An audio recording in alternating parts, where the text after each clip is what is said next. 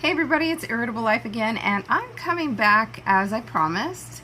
This is going to be kind of a continuation on the 15 tips or 50 tips to positively affect your life, or something like that I had before. I'm not going to put a number on it of how many tips, but I'm just going to continue with the positivity tips, anything that I can find as far as quotes or poems, ideas, anything like that I can share with you. And today, my family is pretty darn awesome. So there is, like you have AM New York and Metro New York and stuff like that, those papers that you see in anywhere in those little stands that they have everywhere. In Hamilton Heights, and I do believe as well Washington Heights, there is a newspaper that's called El Especialito. It has different things, it has gossip, it has news, it has all kinds of things that, are interesting.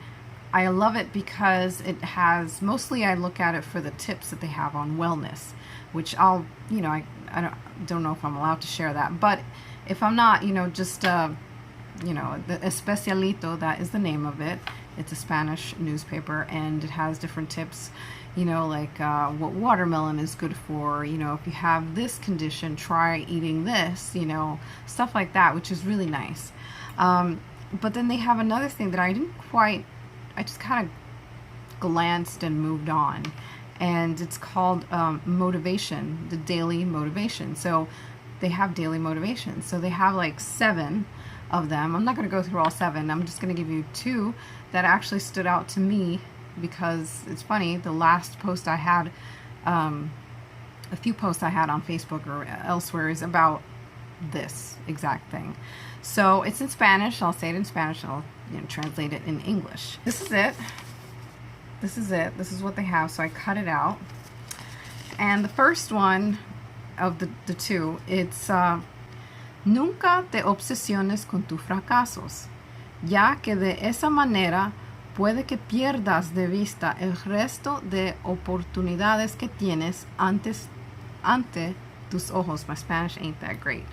It's fine. I can speak it just fine, but sometimes reading it is not the same, because I haven't practiced it as much as I would like to. But so basically, nunca te obsesiones. Never obsess con tus fracasos. Fracasos is failures. So don't obsess with your failures, because in doing so, you can lose from your sight other opportunities that are right in front of your face, right in front of your eyes, which can be true. Like I have been doing that a lot. I do that every year, close to my birthday. You get older, you start taking inventory of your life, so you start dwelling on it. Social media doesn't help. You see everybody else's successes, and you're happy that they're happy, but at the same time, you say to yourself, you compare yourself, you're like, why? Okay, so I'm here at this place, and I'm not there. I'm not where they are. You can compare yourself all you want. People do it all the time, whether it's their marriages, their careers, their children, their job, their hair, their everything. People do that all the time. It's just who we as humans are. That's what we do, and it's encouraged by social media, not people per se, but just the norms of social media, like, oh, well, you should look like this, did you just have a baby? Oh, well, you should be looking like this. And it's not directly saying it to you, but with certain photo shoots or pictures or posts from, celebrities or whatnot, it's kind of putting it out there, oh, well, so-and-so, this star of whatever, she just had a baby, and here she is 2 weeks later. She doesn't look like she had anything. Just things like that, that's one thing. There's other things as well, and going back to the failures, you can think, oh, well, I just failed because I didn't work out enough, or as far as jobs, you compare yourself to somebody else, maybe they own a restaurant, in my case, I'm thinking, gosh, my failures that I keep thinking about are the things that I've wanted to do and they just didn't pan out. The restaurant business, people think, it's easy to go back, you can do this. What I would like to do is go back to the restaurant. Why I don't do it is because I'm physically unfit to do so. You really do have to be, in my case, I got to be like Hulk Hogan in order to be able to do the things that they do. Simple things like those plates. When you're plating, if you have a 4-top, an 8-top, or 3 8-tops, or 3 covers or whatever, you have to plate them fast. Those tickets are coming and they're not going to, waiting costs money because people get impatient, they're going to leave.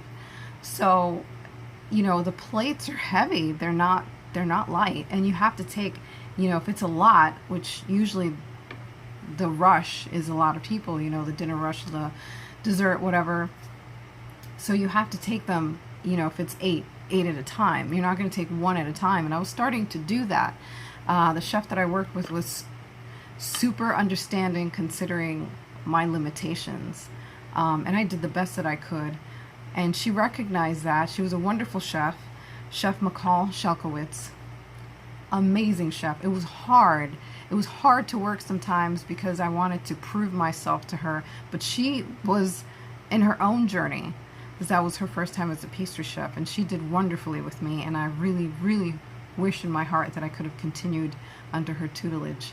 So I know I would have learned a lot, but I just couldn't. I physically couldn't anymore. So for me, I felt like a failure because when I was done with my shift, and I loved doing it, because you could smell, going in the morning, you could smell the baked goods, because it was only me. So I was baking and tasting and, before, putting stuff out, making sure that, okay, well, this is good, let's move on. And it smelled so wonderful. But at the end of the shift, I would have to go sit on a park bench before I even took the train because I was in so much pain. I could barely move. There were days where I'd get home and it felt like I was hit over the head and the neck, really hard with the bat. I felt like I was run over. Because I had been injured. I had torn the ligaments in my thigh, my upper thigh. So the little muscle I had gotten, my muscles atrophied. I had nothing. So that left me vulnerable to more pain than before because I already have head and neck subluxation.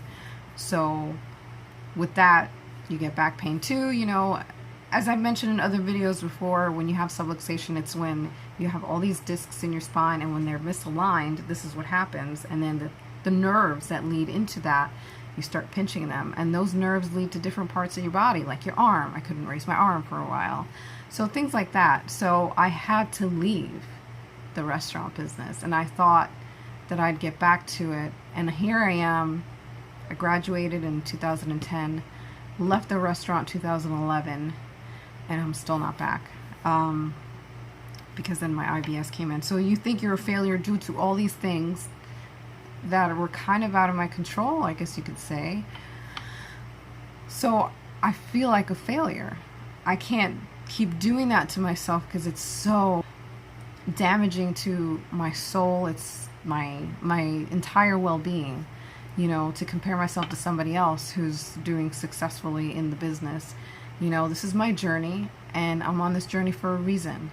So maybe my reason is to do these videos. Maybe my reason is to find the time to make more food videos and get my stuff out there so that somebody can recognize me. And I mean, you never know if you'll end up on the Food Network, but even my own YouTube channel, like if it takes off or whatever, be like that girl Bitchin' Kitchen or other YouTube stars that have, done their videos and gotten famous. You never know, but doing the food videos, that's my love. So that's what I'm trying to focus on. And who knows, if I stop focusing on my failures, going back to that, then maybe this journey, something that I want to do with this journey, maybe there's something right there in my face that I haven't seen yet. maybe there's something there. So as always in my videos, I say it's just about taking a step back and just analyzing things, taking a breath, taking a moment, refocusing your energy, and going back to the task at hand, what you want to do. That's what I try to do. I fall off the wagon a lot, but you know, I mean, as the seasons change, I'm hoping that this year is the year that I get to where I need to be. But if not, then it just means that I need something else. I need more time, or my journey is going to take me elsewhere. So that's that. I kind of went on a tangent with that one, but that's one thing. The other one I saw it has to do with that as well.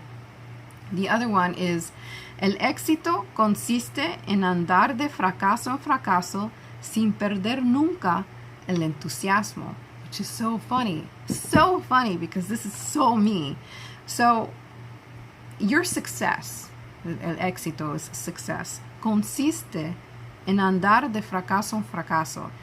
So your success is basically, in life sometimes it's going from failure to failure. Sometimes you have to fail 1, 2, 3 or a dozen times before you get to where you want to be.